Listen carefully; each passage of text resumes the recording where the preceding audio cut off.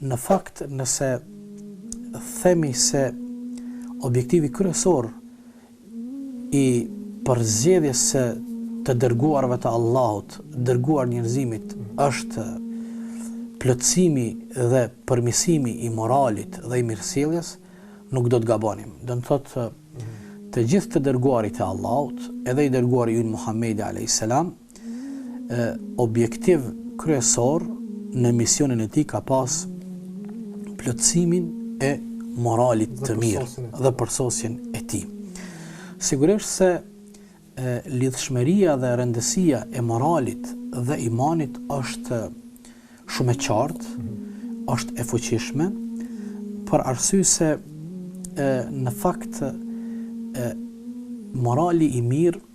sigurisht se duhet të buron dhe duhet të frymëzohet nga ajo bindja që njerëzit e kanë në brendin e tyre. Prandaj edhe lidhshmëria mes imanit dhe moralit është diçka që shihet shumë drejt për drejt, qoftë në versetet kuranore nga Kurani famlar, qoftë në porositë dhe thirrjet e pejgamberit alayhis salam për